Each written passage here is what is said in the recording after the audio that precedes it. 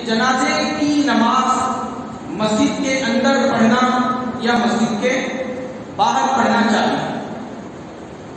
چونکہ نماز جنازہ کا مسئلہ ہے اور یہ مسئلہ مسجد سے تعلق رکھنے والا ہے. سوالات میں دونوں چیزوں میں مسجد کا ذکر ہے.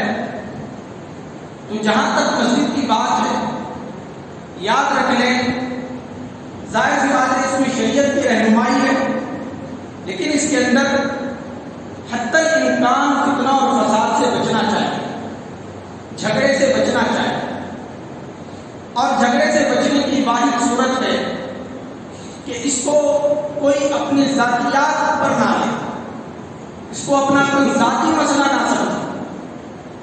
یہ شریعت کا مسئلہ ہے، جنازے کا مسئلہ ہے اور مسجد کا مسئلہ ہے.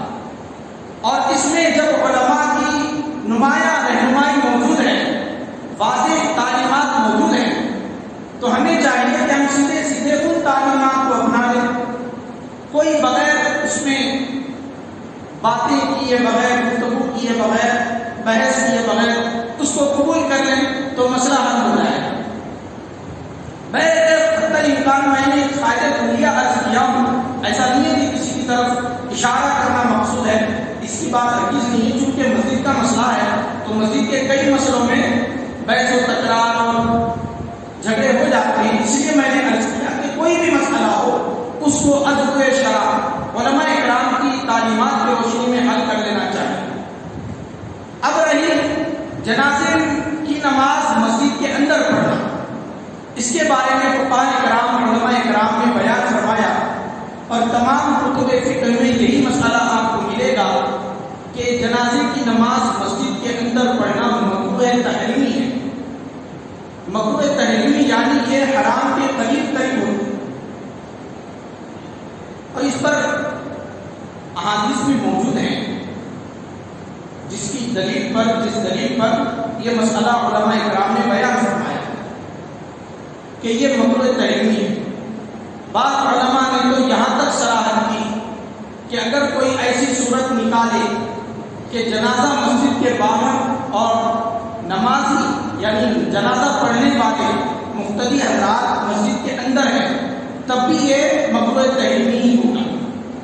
علماء اکرام نے اتنی صراحت سے اس کو بیان فرمایا کہ جنازہ مسجد کے باہر ہو یا مسجد کے اندر ہو اور مصلی حضرات مسجد کے اندر ہے، تب بھی یہ مکروہ تحریمی ہی رہے گا. اس کی علت کیا بیان کی گئی؟ اس کی علت سب سے اہم یہ ہے کہ عموماً ممکن ہے کہ میت سے نجاست نکل جائے اور اس سے مسجد کے آلودہ ہونے کا خوف ہوتا ہے. مسجد کے آلودہ ہونے کا خوف ہوتا ہے کیونکہ موت کی وجہ سے تمام اعضاء ڈھیلے پڑ جاتے ہیں. یہ کوئی عیب کی بات نہیں ہے، کوئی خرابی کی بات نہیں ہے.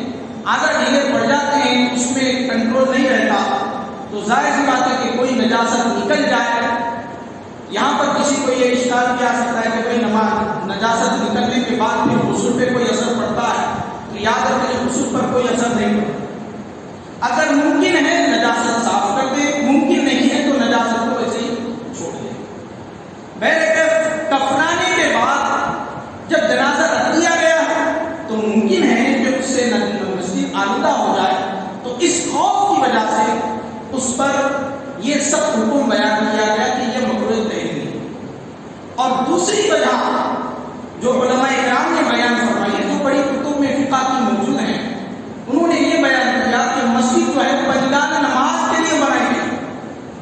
تو جب مسجد پنجگان نماز کے لیے بنائی گئی ہے تو پھر اس کو نماز جنازہ کے لیے بھی استعمال کرنا مناسب نہیں ہوگا.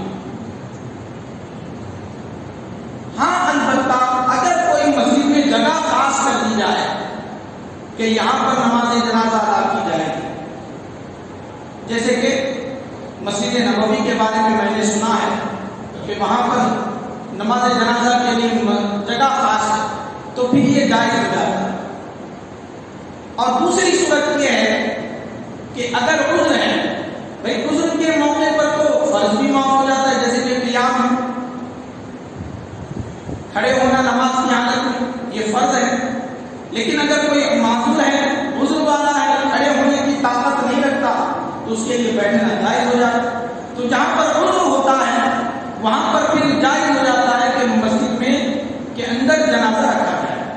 فقہاء کرام نے اس کی بھی صلاح، جیسے کہ سخت دھوپ ہے، مسجد کے باہر سخت دھوپ ہے اور لوگ اس دھوپ میں کھڑے ہونے کی طاقت نہیں رکھتے، یا سخت بارش ہے، تو ایسی صورت میں اندر جنازہ لانے کی اجازت ہے۔